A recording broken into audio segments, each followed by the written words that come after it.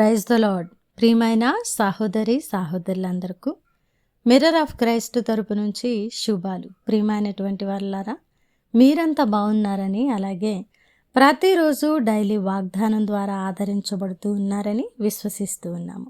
విన్న వాక్యాలను తప్పకుండా షేర్ చేయండి, అలాగే పరిచర్యకు సహకరిస్తారని విశ్వసిస్తున్నాం. మరి ఈరోజు దేవుడు మనతో మాట్లాడుతూ ఉన్న బలమైన వాగ్దానాన్ని ధ్యానం చేసి మన జీవితంలో పెట్టుకొని ఫలించే వారముగా ఉందాం. యెషయా గ్రంథము 54వ అధ్యాయము 15వ వచనము. నీకు విరోధముగా గుంపు కూడిన వారు నీ పక్షపు వారగుదురు.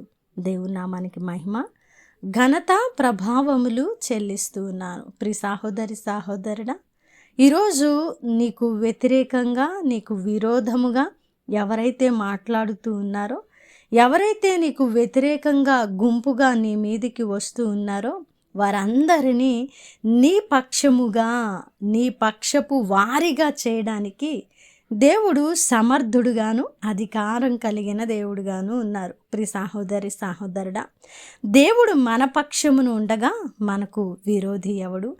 ఆయన మన పక్షముగా యుద్ధము చేస్తూ, మన పక్షమున మన కార్యములను సఫలము చేస్తూ, మనల్ని ఉన్నతమైనటువంటి మార్గములో నడిపిస్తూ ఉంటే, మనకు విరోధముగా ఎంతమంది గుంపు కూడినా వారందరినీ, వారి హృదయాలను సైతము మెత్తన చేసి, వారిని మన పక్షమున చేర్చి 1000 మందిగా మనల్ని నిలబెట్టగలిగినటువంటి దేవుడు, సమర్థుడు మన దేవుడు. కాబట్టి ప్రియ సహోదరి సహోదరుడా, వారిలో ఒంటరి అయిన వాడు 1000 మంది అగునన్న వాగ్దానమును మనము జ్ఞాపకము చేసుకుంటే, ఈరోజు ఒంటరితనంలో నిలువబడి అనేకులు నాకు విరోధముగా లేచారు, అనేకులు విరోధులు నాకు లేవనెత్తబడ్డారు, వారందరూ గుంపుగా దొమ్మిగా నా మీద పడుతూ ఉన్నారని ఒకవేళ భయము చెందుతూ, భీతితో ఎటు వెళ్ళాలో తోచక దేవుని సన్నిధిలో నిత్యము ప్రార్థిస్తూ ఉన్న వ్యక్తివి నీవైతే,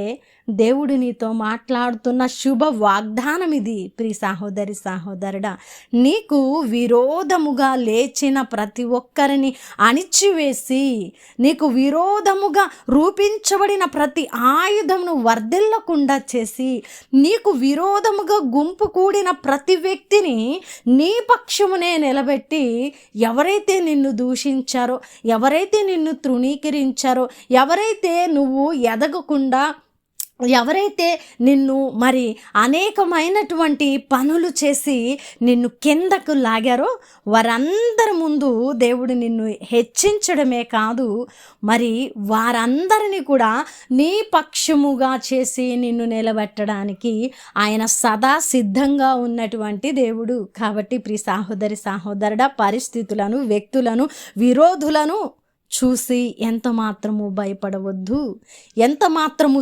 జడియవద్దు. మనము కలిగి ఉన్నటువంటి దేవుడు జీవం కలిగిన దేవుడు, అధికారము కలిగిన దేవుడు, మన పరిస్థితులను సైతము మార్చగలిగిన దేవుడు, మన శత్రువులను మనకి మిత్రులుగా చేసి మనల్ని నిలబెట్టగలిగినటువంటి సమర్థుడు.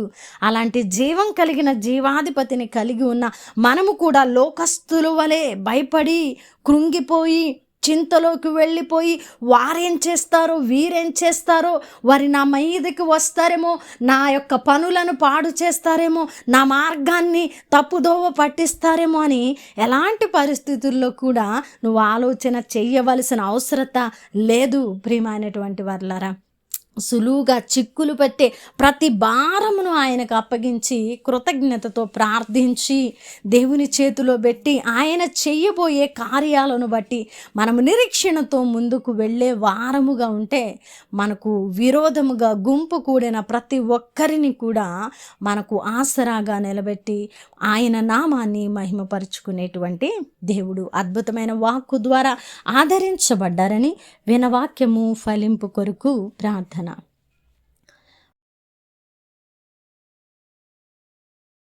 పరిశుద్ధుడా, ప్రేమ కలిగిన తండ్రి, అద్భుతమైన వాక్కు చేత మాతో మాట్లాడి మా హృదయాలను కట్టి బలపరిచినందుకు వందనాలు. అవును ప్రభా, అయా మాకు వ్యతిరేకంగా లేచిన, గుంపు కూడిన, రూపించబడిన ప్రతి వాటిని ప్రభా మీరు వర్ధిల్లకుండా వారిని మా పక్షముగా నిలబెట్టగలిగిన దేవుడని ఈరోజు మీరు మాట్లాడిన ప్రభా మాటలను బట్టి మేము నా తండ్రి విశ్వాసములో బలపడి మీ నామాన్ని మహిమపరుస్తూ నాయన ప్రతి విషయము నిమిత్తమై కృతజ్ఞత కలిగి ప్రార్థిస్తామయ్యా. జడియము భయపడము, ఎందుకంటే మీరు మా పక్షమును ఉన్నారు తండ్రి.